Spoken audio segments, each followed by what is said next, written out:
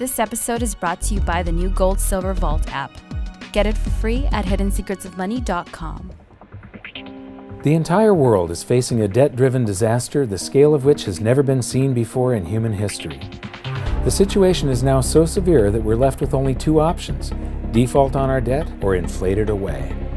You can already hear people blaming the free markets and even money itself for our problems, and to me this is just tragic, because we don't have free markets anymore, and we certainly don't use real money.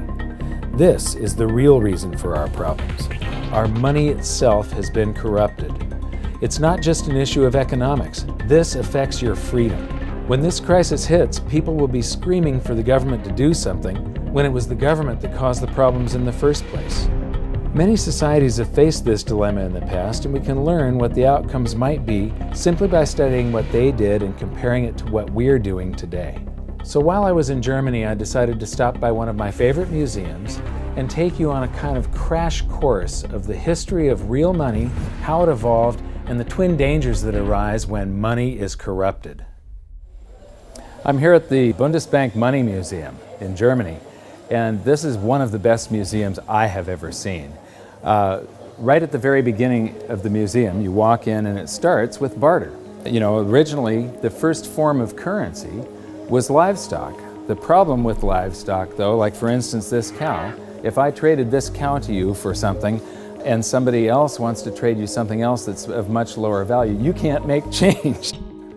A system that relies on barter is very inefficient because you not only suffer from the problems of divisibility, you also rely on the hope that you will find someone who has a good or service that you need, who wants something that you have at the same place and at the same time. In economics, this is called the coincidence of wants. Now add the fact that most goods have a shelf life before they perish, and you can see why barter systems held mankind back for so long. So what was it that solved the coincidence of wants and propelled us out of the Stone Age and into space? It was the invention of money. Money is not evil. It is a magnificent tool that allows us to trade our specialized skills and to store our economic energy. Without it, we'd be struggling to feed ourselves each day, and our average lifespan would still be 30. In episode 1, we learned that real money has to fulfill certain properties in order to function. But 2,600 years after its emergence, people still confuse money with currency, even the so-called experts. So they've got here some of the things about what money is. The first example here is, money is whatever goes.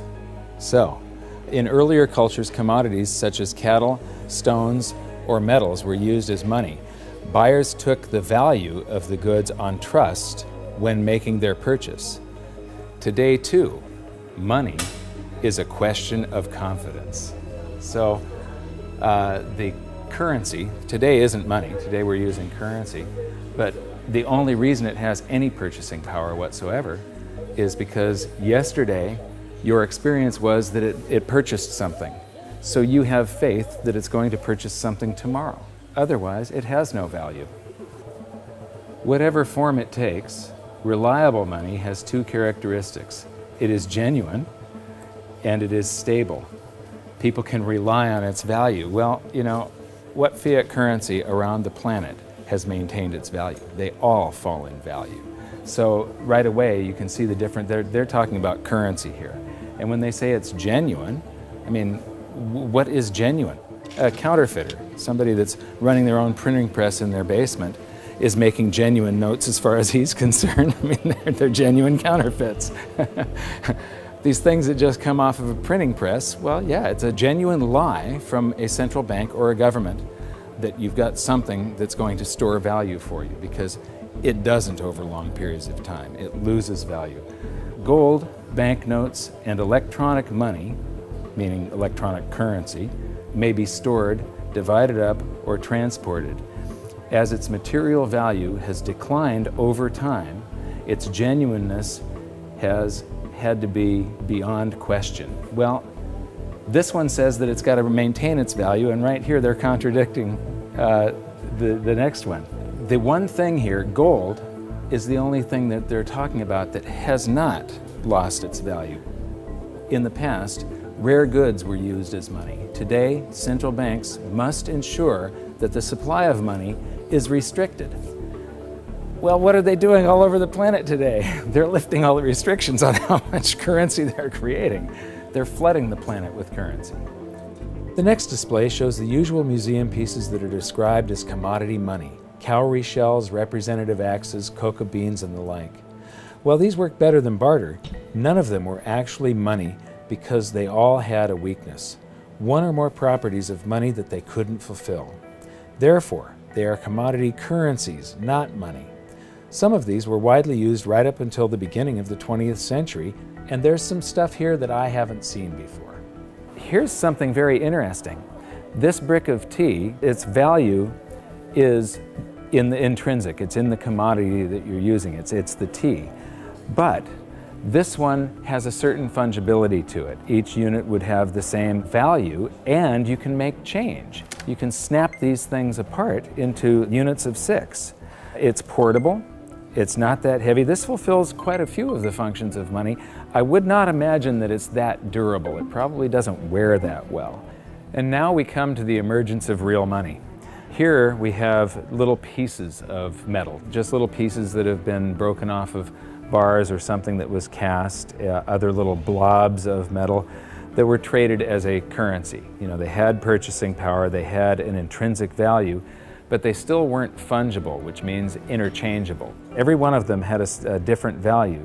You can see that some of them have a higher silver content, some of them have a higher gold content. These are called electrum. It's a mixture of gold and silver, naturally occurring. What you notice is that this is from the 7th century BC, and then between the 7th and the 6th century, we're talking about somewhere between 680 and 630 BC, the emergence of true money. Here we've got 4 coins. The large one is a 1/3 stater coin, and the other 3 are 1/6 stater coins. Each unit is interchangeable. It's now a unit of account. You can take so many of these in trade for so many of loaves of bread, and you don't have to break out your little scale and weigh them any longer. With the little chunks of metal, you had to weigh every transaction that was going on. You had to weigh whatever your payment was and then take a guess as to what the purity was. Here you have some standards that were set by mints and guaranteed by those mints. These are a unit of account. They're fungible. Every one of them is interchangeable. They're portable, they're durable in your pocket over long periods of time. They're divisible, you can make change. You can see there's a 1/3 stater and 1/6 staters. And they're a store of value over long periods of time. These still have purchasing power today, 2,600 years after they were made. Another thing that I find really interesting is between maybe 680 BC and 300 BC, cultures all around the world, they all gravitated toward gold and silver coinage as money. The entire world sort of decided all together that gold and silver were money. Why? Because the free markets keep on selecting gold and silver as money because of the properties that it has. So, now we get to the room of real money. This is a vault door, and this is where they've got all the great examples of the real gold and silver coins. So come on in and join me. So here we get to the first, this is gold and silver, what they're using to make money, and here we have some very early representations of gold and silver coins. And I love these displays. They start with coins in Lydia, so these coins go back to the very first minting of true coinage. So here we have the starting of the 6th century BC, and then it goes up to the 3rd century, and then from the 5th to the 11th century, and the 13th to the 15th century. And these displays just go on with the history of real money, gold and silver. Here is 17th and 18th century. Here we come to the 19th century, and now we're all the way up to the 20th century here. And here we come to our first example of government-issued fiat currency. This is from China. This is from 1375. And what's interesting is I have a chart that compares the value of the paper currency in China compared to silver. And there was a hyperinflation of this currency. it wasn't backed by anything. It wasn't backed by taxes. It wasn't backed by anything in the Treasury. They could just print this. And so this went into a hyperinflation because the government was just running its budget by just doing deficit spending by printing. And then I'm going to skip to some of the colonial currency. This is the United States, and each one of these currencies is printed by a different state. We've got Maryland, South Carolina, North Carolina, Connecticut, New York. This one here is particularly interesting. It's printed in the 14th year of the reign of King George III. It's dated March 25th, 1776. So this is just a few months before the Declaration of Independence. It says, "'Tis death to counterfeit." But this was printed just before we started coming out with the continental dollar, which went into a hyperinflation because of pure deficit spending on the Revolutionary War. And so this is the wall where real money gets corrupted. This is where it all turns to paper, which sometimes is backed by something, but it can be a lie. They can print more than they have of the stuff to back it. As we learned in episode 2, one of the first things a country does at the outbreak of war is to suspend redemption rights so that their currency is no longer redeemable in gold. This is exactly what Germany did before World War I. After losing the war, they suffered through one of the worst hyperinflations on record when they were burdened with massive reparation payments to France and the Allies. These heavy penalties stifled the German economy and brought it to a standstill, leaving the country with the same two choices all indebted nations have faced throughout history: default on their debt or inflate it away. Defaulting was not a viable option, as they were completely impoverished, weakened, and surrounded by armed forces ready to take their land. Since their currency was no longer tied to gold, it was decided to light up the printing presses and inflate their way out, paying the debts with new currency created out of thin air. This had drastic consequences. Check out some of this Weimar currency.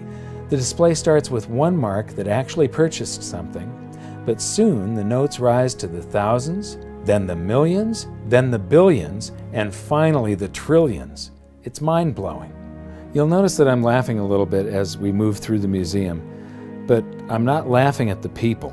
I'm laughing at the stupidity of central banks and of governments and how we never seem to learn from history. Okay, this is an example of different currencies used during the hyperinflation, and they call some of it inflation money and emergency money. This is interesting. They figured the way out of hyperinflation was to print more. So in 1923, the value of money fell by 50% or more per day. So that means prices are doubling every day if it's falling by 50%. Nearly everyone spent their money as quickly as possible on bread, shares, and other safe assets. Well, I don't consider shares safe assets. Actually, the stock market did not keep up with the inflation. However, this rapid circulation only served to stoke inflation even further. That's the function of velocity of money. It's just when velocity picks up, it's just like expanding the quantity. It's got the same effect. At the end, even 144 printing companies working for the Reichsbank could not keep up with the demand for banknotes. Emergency money issued by cities, local authorities, as well as banks and other enterprises started being circulated. So everybody was issuing currency to add to the currency that the government was printing like crazy.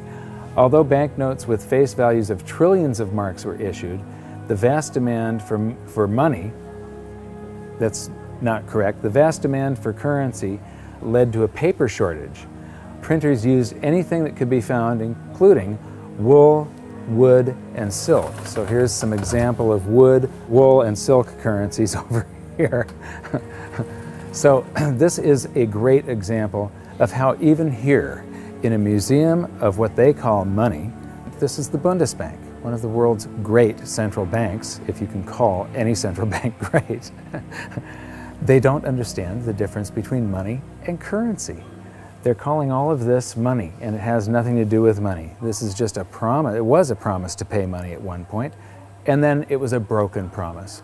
People will have faith in these government-created currencies, and it allows governments to basically rob their own people. The government erased the debts that they had left over from World War I by just hyperinflating the currency, and basically that transfers all the wealth of the middle class to the government. The government inflated away the debts, but they also inflated away the prosperity of their entire population. When we were in Germany, we got a chance to shoot in front of the Bundestag, which used to be called the Reichstag. And it's very, very significant in that out of monetary crisis, you very often see the political landscape change dramatically.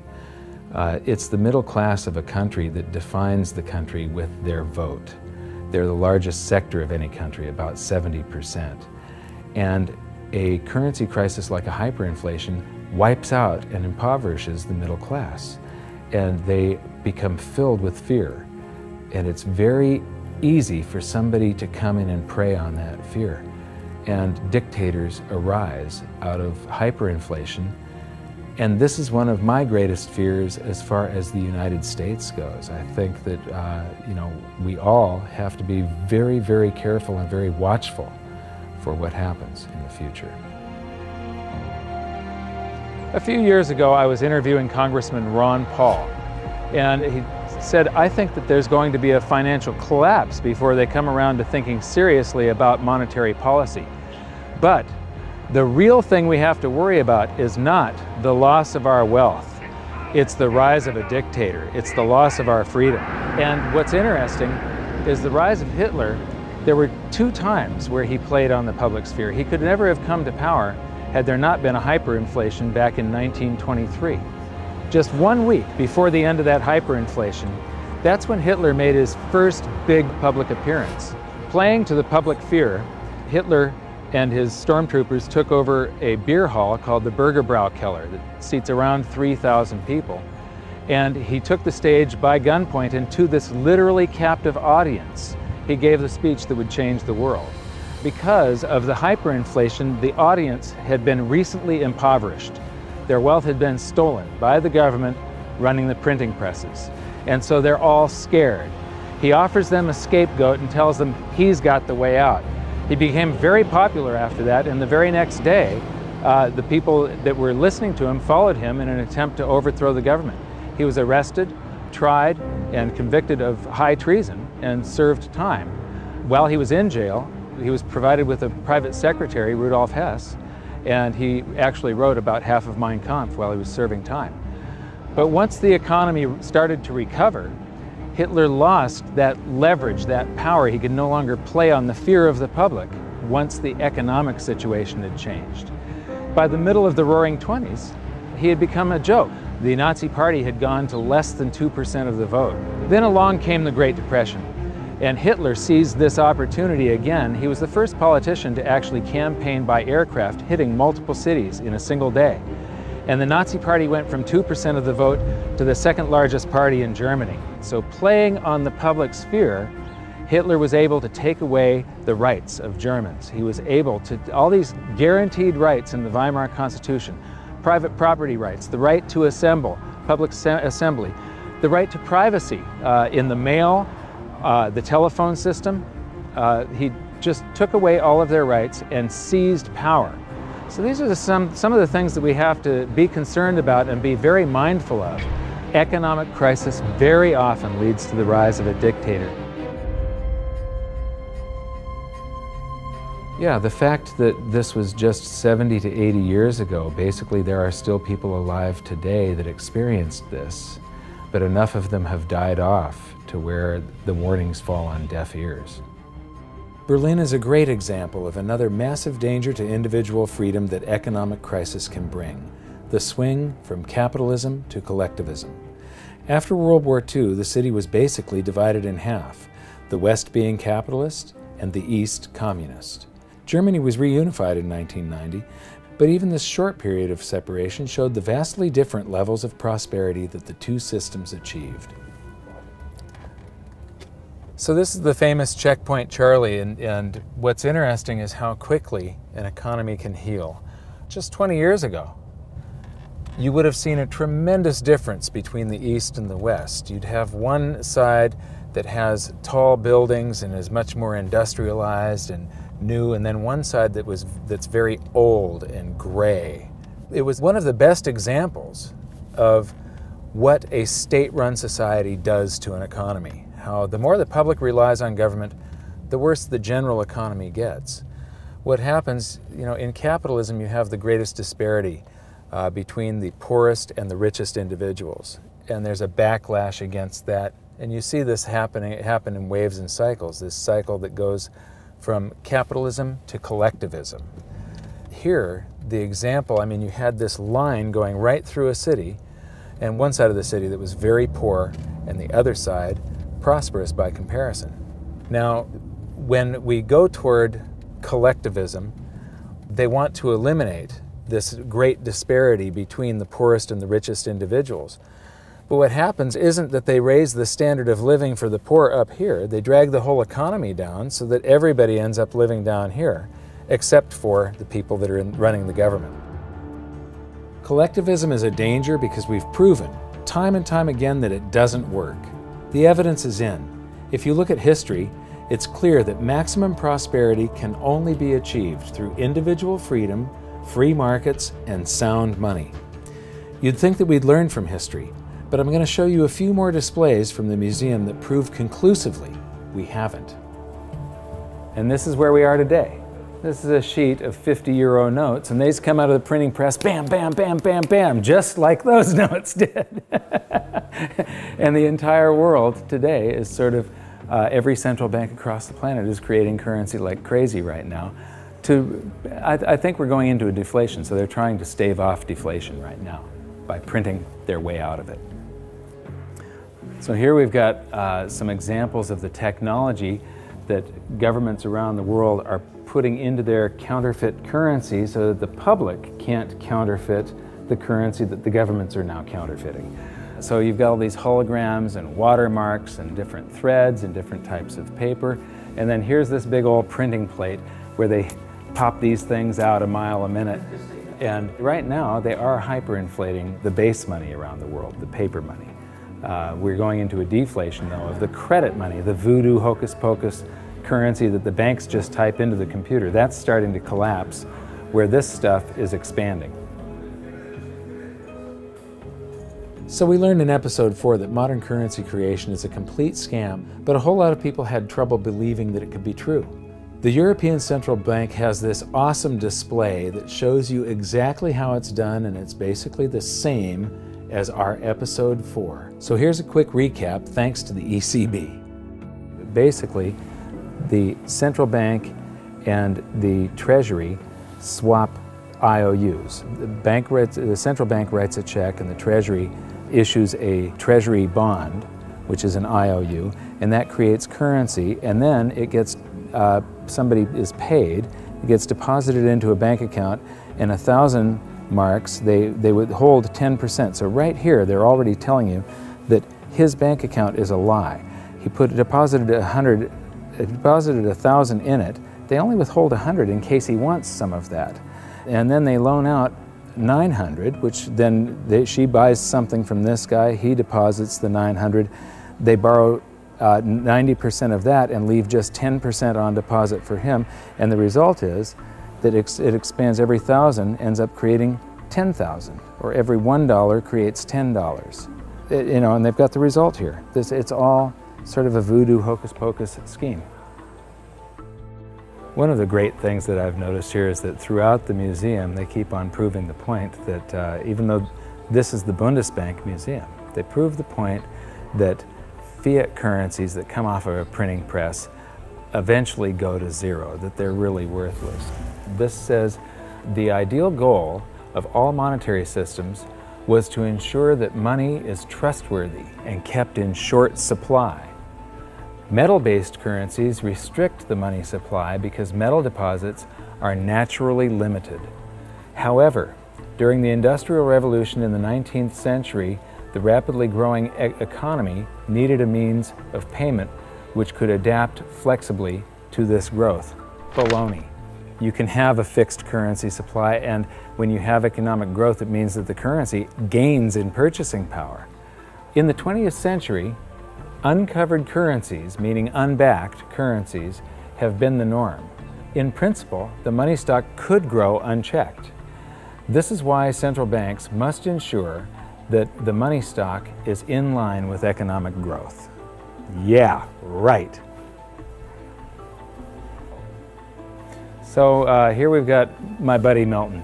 Actually, Milton was sort of a semi-free market economist. He won the Nobel Prize, so he's considered the dean of the Chicago School of Monetary Thought, which are monetarists. They believe that we should have a Federal Reserve and it should expand and contract the currency supply to achieve stable prices. One of the problems with Keynesians and monetarists and so on is that they think you should expand it and contract it, but they never contract it. They just, you know, Keynesian, you're supposed to spend when the economy is bad, the government's supposed to spend and stimulate, and then withdraw currency from circulation to keep us from going into a bubble caused by the expansion of credit and the spending that they did during the bad portion of the economy. So they take this rubber band and they stretch it, and it's supposed to come back, but they never do that. They just keep on stretching it to infinity. And here we are, right now, where we are in the world is that rubber band is about to snap with every currency on the planet. And so I'm instability, I'm in deflation, inflation. Let me see, I'm going to cause a hyperinflation. Oh, it just went off the inflation scale. I guess I did cause a hyperinflation. Oops. And now the whole thing is collapsing. This game of inflation and deflation has never worked. Right now we're on the precipice of the whole system collapsing, and just like the game, our monetary system will reset. This is where the twin dangers we learned about may rear their ugly heads, so it's up to all of us to learn from history. I mentioned earlier that it was the invention of money that allowed humans to prosper and rise out of the Stone Age. But money is only part of the equation. What use is money if you don't have freedom? So what's going to happen? Will we default or inflate our way out of the mess we're in? Since 2005, I've been stating publicly, and I also wrote in my book, that I believe we're headed toward a series of events involving a short-term deflation followed by a big inflation or hyperinflation. If you really want to learn how this inflation might affect you and your family, join me at hiddensecretsofmoney.com for this episode's exclusive presentation. It's a special video that shows where I believe we are on this economic roller coaster of a ride and how I think it'll play out. So for now, what can you do? 1. Share this video on social media and subscribe to our YouTube channel.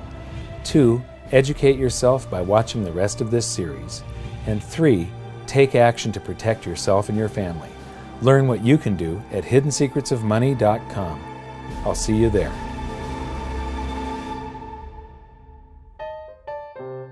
Should I buy $500,000 or $1 million? Let me see how much. This is not going to travel well in the suitcase, but it would be good to have €1 million, wouldn't it? Tough decision. So, okay, I'm going to buy €250,000. So here's €50 for your $250,000. And yeah. And I get change back. This is about €8 to buy €250,000.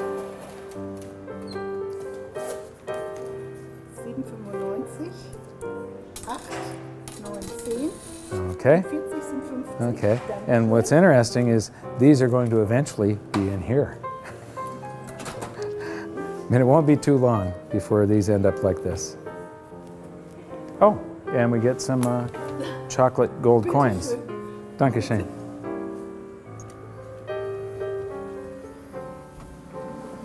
So that's our tour of one of the best monetary museums I've seen so far. But what amazes me is that they still just don't get it.